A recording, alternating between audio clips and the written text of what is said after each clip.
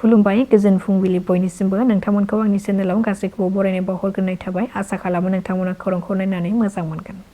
बिधानसभा बिसायख'थिनि खालारखौ फोसावनाय लोगो लोगोनो इउपिपिएल दोलोआ गिबि खोलोबनि बिजाथिफोरनि मुं फारिलाइखौ फोसावखांनायनि उनाव नैथि खोलोबनि बिजाथिफोरनि मुं फारिलाइखौबो फोसावबाय। मैया क'क्राझार सोहोरनि इउपिपिएलनि मावख'आव फैगौ 9 एप्रिलाव जानो गोनां आसाम बिधानसभा बिसायख'थिनि थाखाय नैथि खोलोबनि बिजाथि फारिलाइखौ फोसावनाय जायो। फोसावनाय बादिब्ला राकेश ब्रह्म बिथांखौ 42 नं बाक्सा बियाबाव इउपिपिएलनि बिजाथि महरै थिसनबाय आरो नित्यानन्द बसुमतारी बिथांखौ 72 नं गहपुर बियाबाव बिजाथि महरै थिसननायजों लोगोसे बाबुराम बसुमतारी बिथांखौ 66 नं बरसला बियाब आरो मनज बसुमतारी बिथांखौ 28 नं बक' सयगाव बियाबाव इउपिपिएलनि बिजाथि महरै थिसनबाय। इउपिपिएल दोलोआ नैथि खोलोबाव गासै सा 4 बिजाथिफोरनि मुं फारिलाइखौ फोसावदों। आथिखालाव गोबां आइजोफ्राबो आयेन बेरेखा फालांगि खालामनायाव ओंखारबाय। बेबादिनो गुवाहाटियाव सानै आइजोआ उदाङै ड्राग्सनि फालांगिरि खालामनानै पुलिसजों खाजादों। बे सानै आइजोनिफ्राय पुलिसआ मोन 20 कन्टेनारफोरखौ बोखांनो हादों। गुवाहाटिनि सानमारि पुलिसआ हमनो हादों बे सानै आइजो फालांगिरिखौ।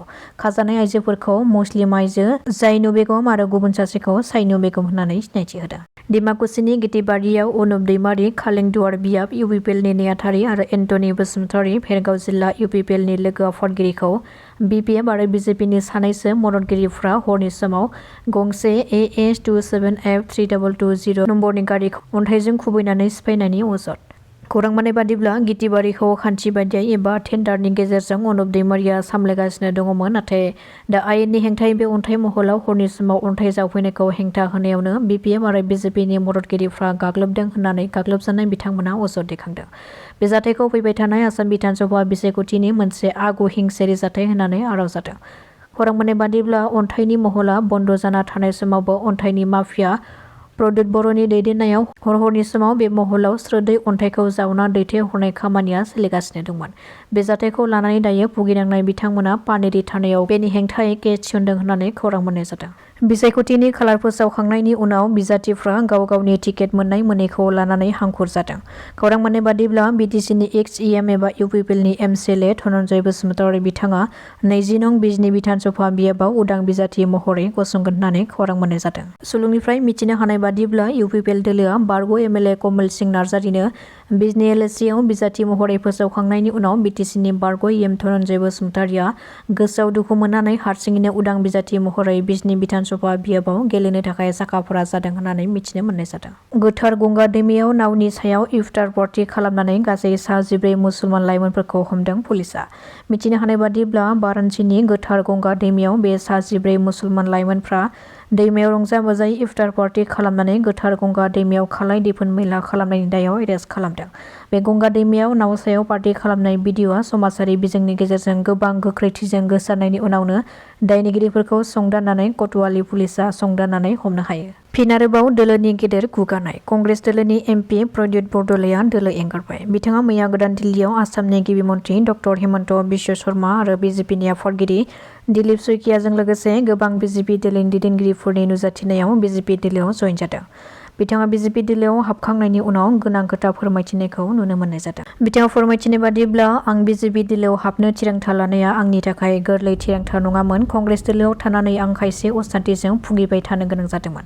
गिबि मन्थ्रिनि खामानि मावनायखौ नुनानै आं बिजेपि दोलोआव हाबदों। आं बिजेपि दोलोआव हाबनानै असमियाफोरनि रैखाथिनि थाखाय खामानि मावलांगोन, जेराव आं कंग्रेसआव थानानै जाबादि सनमान मोननांगौ बेबादि मोनाखै होननानै बुंथियो बिथाङा। बेराफारसेथिं एमपि प्रद्युत बरद'लैया बिजेपि दोलोआव हाबनाय लोगो लोगोनो कंग्रेसआव गोबां दावराव जानायखौबो नुनो मोनदों। बिथाङा बिजेपि दोलोआव हाबनायखौ लानानै कंग्रेसनि माखासे सोद्रोमाफ्रा नगाव राजीव भवनाव प्रद्युत बरद'लैनि सावगारि एबा पस्टार थाबनानै दोननायखौ बिसिख्लाबनानै थेर-बेथेर खालामनानै अराव सावनायखौ नुनो मोनदों। थारैनो कंग्रेस दोलोआव बिसायख'थिनि सिगाङावनो गोबां दैदेनगिरिफ्रा दोलो एंगारगासिनो दङ, जायखौ लानानै गोबां सोद्रोमाफ्रा बेनि हेंथायै खुद्रिसारनायखौबो नुनो मोनदों। इउपिपिएलनाव दा मोनसेल' एजेन्डा दं, रायजोखौ थगायनाय। 125 एमेन्डमेन्टखौ लानानै बिथांमोना खोथा बुंबाय थायो, नाथाय आं रायजो राजानि सिगाङाव क्लियारलि बुंनो लुबैयो 125 एमेन्डमेन्टआ नर्थ इस्टआव 10टा 6 सिडिउल दङ, जेरै त्रिपुरायाव मोनसे, मिज'रामाव 3, मेघालयआव 3, आसामाव 3। बे 10टा 6 सिडिउलखौ लानानै 125 एमेन्डमेन्ट बिल बेयो पार्लियामेन्टआव 2019आवनो फैदों, जि समाव हाग्रामा महिलारि सारा बिटिसिनि चिफमोन। आरो बाव 125 एमेन्डमेन्टआव डाइरेक्ट फाइनेन्सआ जायोब्ला बाव मोजां बाखि 9टा 6 सिडिउलनि थाखाय बिटिसिखौ मडेल खालामनानैसो बे 125 एमेन्डमेन्ट दिनै प्रमद बर' बिथाङा जिहेतु बिथांमोनहा रायजो राजाखौ 5 बोसोराव सिबियासै रायजो राजाया इउपि बिलखौ रिजेक्ट खालामबाय नाथाय गावनि पार्टिखौ हमथानांगौनि सार्थआव सासेनिफ्राय सासे गुगाबोगासिनो दङ बिनि थाखायनो बिथांमोनहा 125 एमेन्डमेन्टखौ लानानै इसु खालामगासिनो दङ आङो गिबियाव रायजो राजा बिथांमोनखौ साबायखर बावो बे 5 बोसोरजोंनो बिपिएफनो पावाराव होनायनि थाखाय आरो बे 5 बोसोरखौ रायजो राजाखौ अननाय रायजो राजाखौ सिबिनायाव जों समायखौ मोजाङै आगार हरगोन गुबुनजों जानला मोनला नांलायनानै समायखौ जों नागार हरा मानोना रायजो राजाया जोंनो समाजनि मोजां खामानि मावनो थाखाय बिपिएफनो भट होदों आरो समाजनि मोजां खामानि मावनानै जों समायखौ नागार हरगोन